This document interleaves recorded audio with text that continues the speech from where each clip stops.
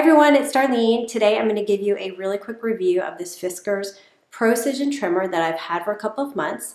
So I've had a chance to kind of use it and figure out what I like and don't like about it. So I'm going to share with you a little bit about it.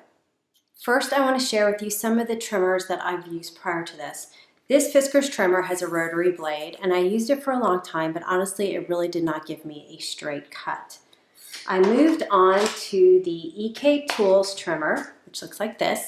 And I used this for years. I love this. I still love it. It cuts. It's the only one that I found that really cuts a straight line. It is a rotary blade. The problem with this trimmer is that it breaks easily. So see how it's kind of off up here. It's broken up here. Most of the time I don't break it up there. I break it over here. This piece will snap off. So although this is a great trimmer, it breaks very easily. So you have to take really good care of it. And I've probably bought at least 4, maybe 5 of these trimmers. And I just wanted to buy something that was a little bit sturdier and higher quality. Between that trimmer and this new trimmer, I thought I'd try this out. It was a very cheap, inexpensive trimmer by Fiskars. It's the one that has this type of blade. So it's got that triangular blade. It also has a piece of wire that goes through that was quickly kind of bent up, and so it really wasn't useful anymore. This one probably cuts the worst. I had the worst issue up here with it not cutting straight all the way to the top. My theory is that this blade just moves. It just moves too much. The other Fiskars trimmer that has the rotary blade, this one also moves, and I think that has something to do with not getting a straight cut.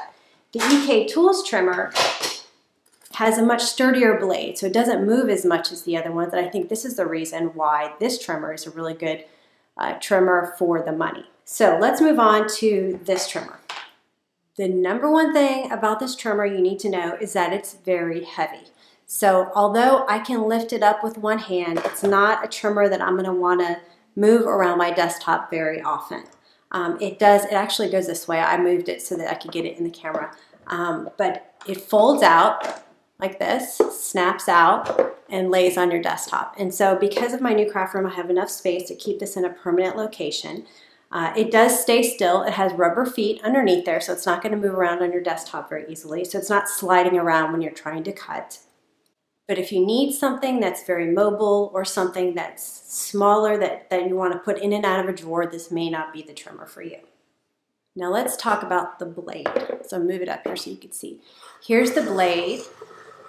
There is no wiggling of the blade whatsoever. You have this 2-bar system that's holding the blade in place, this steel bar. It is self-sharpening. And I'm just going to be quiet here so you can hear the blade.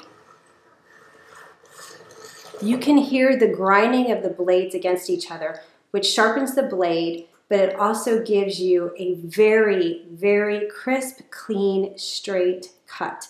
You know how sometimes when you're cutting on your trimmer, you get a good side and a bad side, because maybe like when you're cutting it, the paper's kind of pushing down into the groove that you're cutting. So you have a good side and then you have the bad side where the paper's kind of coming up a little bit on the edge. You do not get that at all with this trimmer. The good side is on this side and the good side is on this side. So you don't have to worry about that because it's cutting such a sharp, crisp edge. Now my number one priority for a trimmer is that it cuts a very straight edge. And this cuts a very straight edge. So because of that, I'm willing to live with some of the negatives. So let me talk about a couple of the negatives. First is this plastic piece right here. Now you need this plastic piece to hold your paper in place while you slide the blade. But usually, like I'll bring it up here, I usually put my paper in here. Let's say it's at the top. I put my paper in here, you know, it's about this big. I cut it and I stop here because I'm already through my paper. But I can't lift this up. There's a hole up here and then there's a hole down here. In order to lift this plastic piece up, you have to have it on one side or the other so that you can lift it up. So, I mean, it's a minor inconvenience, but it is something that tends to annoy me on occasion.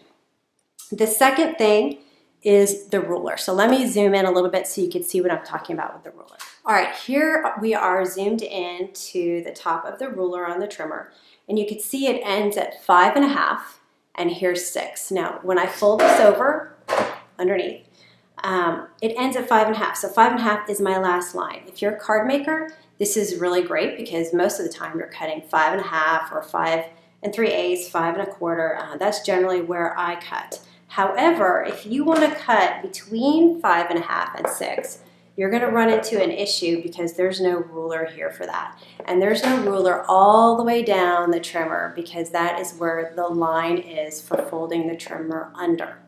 That being said, in the few months that I've had this trimmer, I have never had to cut between 5 1/2 and 6, or actually probably 6 and 1/8, I think. So anyway, it doesn't seem to be a problem for me. Now, what is a problem for me is the smaller section of the ruler. If you take a look at the ruler you have on the small side, it's 1 inch. So if you want to cut 1 inch, you're in luck, okay? If you want to cut less than 1 inch, yeah, you're out of luck, on this side anyway. If you want to do it on the other side, you have to look past these bars here because we're underneath. But the first line is 1/4 of an inch, and it's right here. It's missing up here, so you'd have to come down here to cut.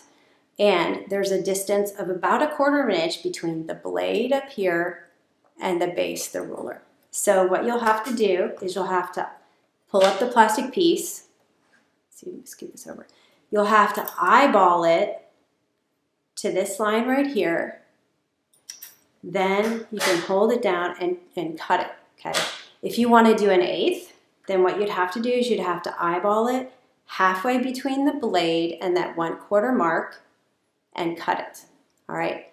So the problem comes in when you have something thin to cut.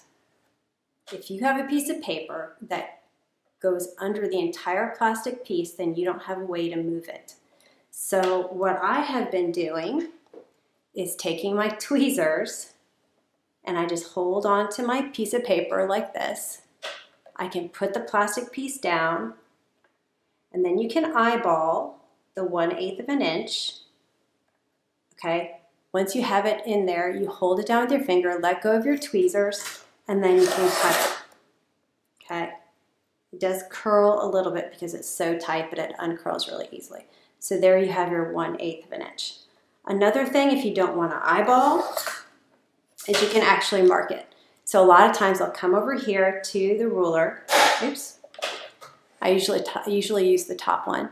And so I will measure, let's say I want to do 1/8 of an inch. I'll measure at 1/8, mark it at the very, very top, okay? And then I have to turn this over here. And then mark 1/8 of an inch at the very, very bottom, okay?